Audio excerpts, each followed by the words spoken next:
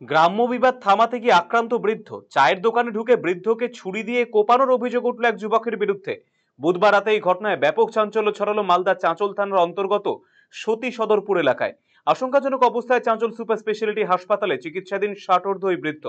জানা গেছে, বাড়ির পাশে চায়ের দোকানে প্রতিবেশীর সঙ্গে আরেক প্রতিবেশীর ছাগল নিয়ে বচসা চলছিল। সেই বচসা মেটাতে গিয়েছিলেন আক্রান্ত ওই বৃদ্ধ বাজারু দাস। এরপরই প্রতিবেশী যুবক অভিজিৎ দাস 60 বৃদ্ধের উপর ধারালো অস্ত্র দিয়ে কোপ চালায়। গলায় এবং গালে একের পর এক কোপ লাগে ওই বৃদ্ধের। ঘটনায় গুরুতরভাবে জখম হয়েছেন আক্রান্ত ওই বৃদ্ধ। আক্রান্ত বৃদ্ধকে নিয়ে আসা হয়েছে চাঁচল সুপার স্পেশালিটি হাসপাতালে। ঘটনাটা দুপুরে ঘটেছিল বেলা 2টার সময়।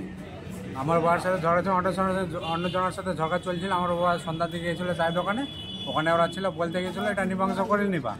এই বলতে গিয়ে ওরা বললো যে তুই এখানে বলতে আসিস না, বেশি বললে তো খারাপ হয়ে যাবে। এই বলতে বলতে চাকু চালিয়ে দিয়েছে, চাকু মেরে দিয়েছে গালে। কে চাকুটা মারে? ওই ছেলেটাই, অভিজিৎ দাস। আচ্ছা, কোথায় বসেছিলেন আপনার বাবা? আমার বাবা গেছিল তখন চায়ের দোকান গেছিল, যাচ্ছিল তখনই। আচ্ছা, কেন তাকে চাকু মারা হলো, কারণ কি? কারণ এটাই যে আমার বাবা তখন ওদের গন্ডগোল চলে, আমার বাবা বলতে চাই যে গন্ডগোল করে লাভ নেই, মীমাংসা এটা করে নেবা। আচ্ছা, এরপরই চাকুটা মারে? হ্যাঁ, এরপর চক্করটা মারে। ওরা বলছে এখানে বেশি বকতে আসো না, নাহলে খারাপ হবে, এই বলতে বলতে চাকুটা মেরে দিয়েছে। আচ্ছা, এই অভিজিৎ দাস কি করে? অভিজিৎ দাস বাদাম বিক্রি করে। আচ্ছা, চাঁচলে বাদাম বিক্রি করে। কোনো কি পুরনো শত্রুতা রয়েছে?